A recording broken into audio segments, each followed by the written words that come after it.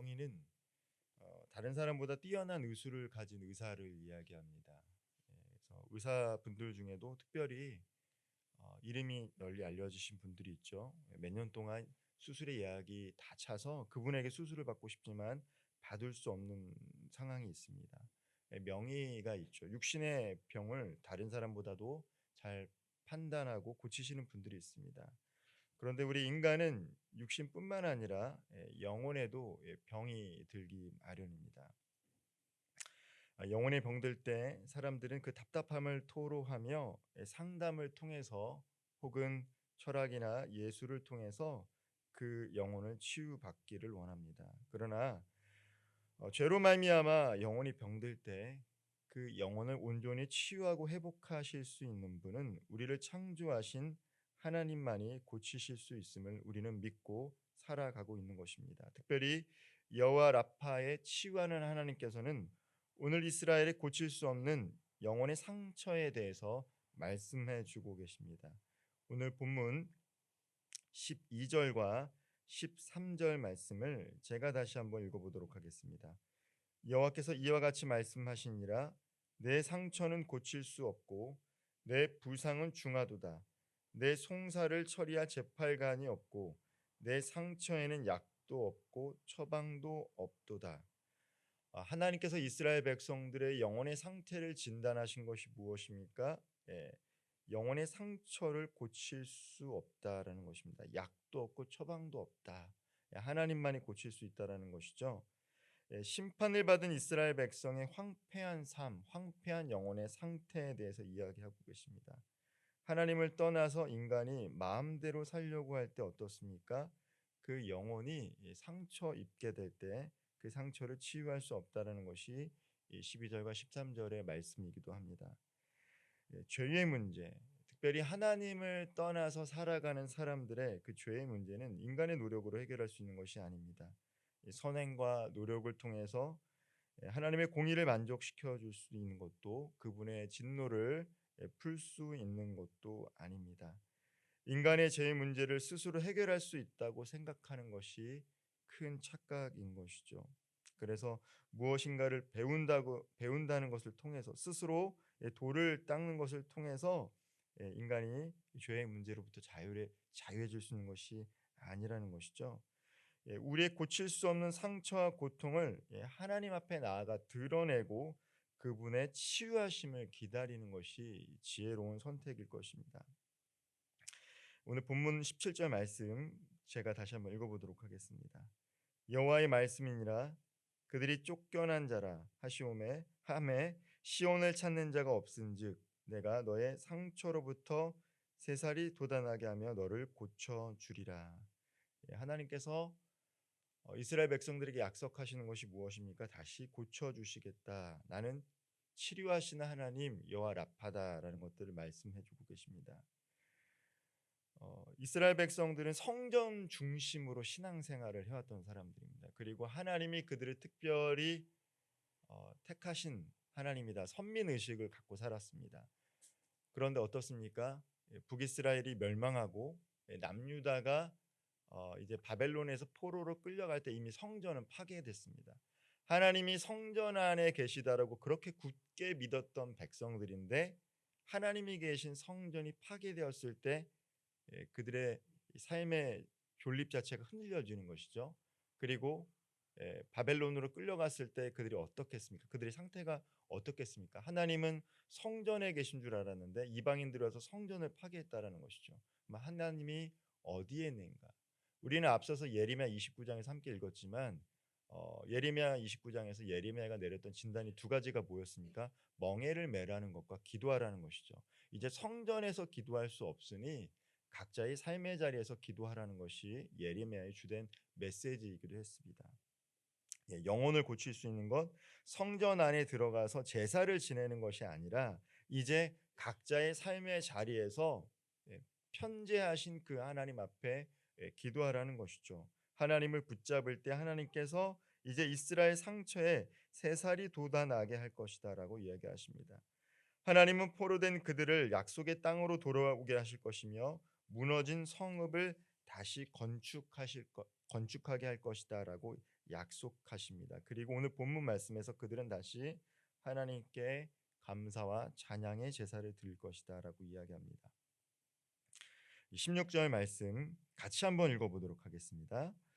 그러므로 너를 먹는 모든 자는 잡아 먹힐 것이며 내 모든 대적은 사로잡혀 갈 것이고 너에게서 탈취해 간 자는 탈취를 당할 것이며 너에게서 노략질한 모든 자는 노략물이 되리라.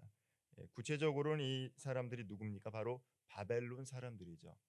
하나님께서 바벨론을 이스라엘을 징계하는 도구로 삼으셨던 것이지 그들의 죄악을 그대로 내버려 두지 않겠다라고 약속하시는 것입니다. 이스라엘 백성들을 고쳐주시고 그들이 회복될 때 하나님은 바벨론에게도 징계하시겠다. 그리고 원수들을 벌하시고 갚으시겠다라고 약속해 주고 계십니다. 우리의 영혼이 치료되어 온전하게 구원받고 회복되는 그날, 이스라엘 백성들의 영혼이 치료되고 온전하게 회복되고 구원받는 그날 하늘의 영광스러운 기쁨의 노랫소리가 울려 퍼지게 될 것이다라고 약속하시는 것입니다.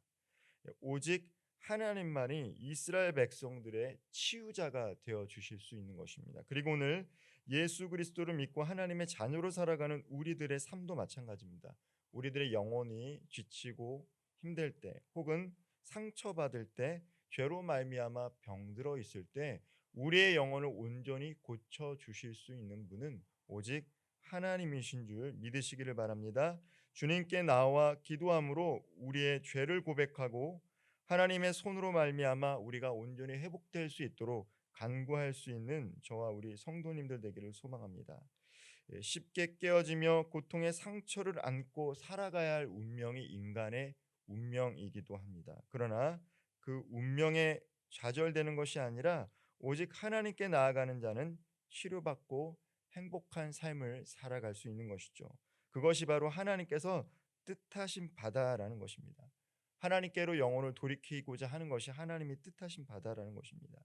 24절 말씀을 같이 한번 읽어보도록 하겠습니다. 여호와의 진노는 그의 마음에 뜻한 바를 행하여 이루기까지는 돌이키지 아니하나니 너희가 끝날에 그것을 깨달으리라. 아멘.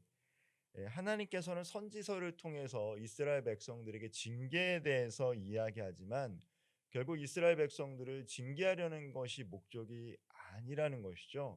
그들의 영혼을 싸매 주시고 고쳐 주시고 회복하시는 것이 하나님의 뜻이고 그 징계를 통해서 이스라엘 백성들이 돌아오는 것이 하나님의 징계의 목적이다라는 것입니다. 그리고 어떻습니까? 끝날 때 그 모든 징계가 끝났을 때 비로소 이스라엘 백성들은 깨닫게 된 것입니다. 왜 우리가 이러한 징계를 받았는가? 하나님께로부터 돌아가지 못했기 때문에. 그런데 그들이 슈브 하나님께로 돌아왔을 때 하나님께서 그들의 영혼을 싸매 주시고 고쳐 주시고 회복시키시다는 것을 이스라엘 백성들이 깨닫게 됩니다.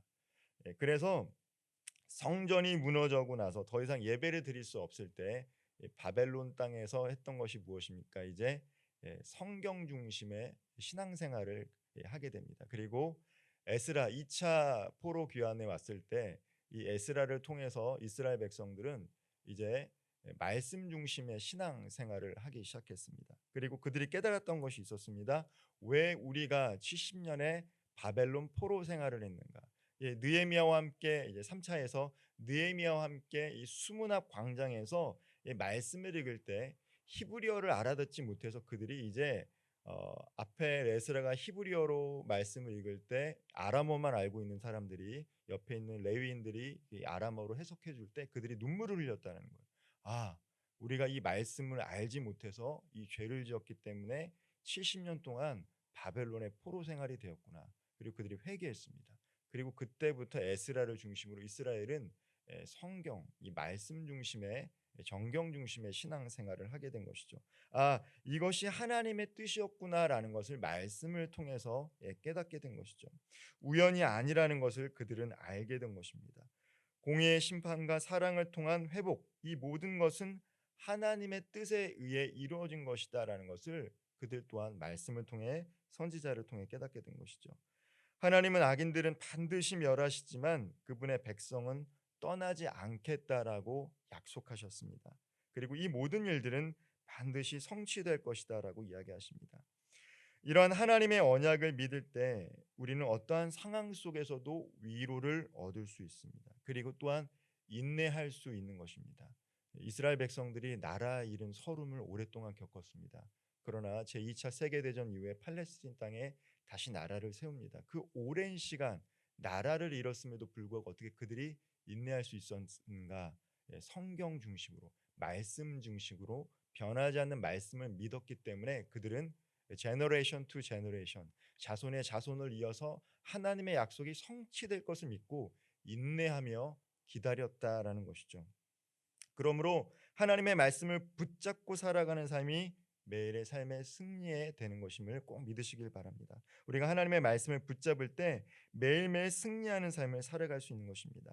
하나님의 치료하신 은혜를 받아 누리며 말씀하신 바를 이루시는 그분을 의지하고 사는 인생은 비록 어려움이 있을지라도 외롭지 않으며 고난을 이겨낼 수 있는 새로운 힘을 얻게 되는 것입니다.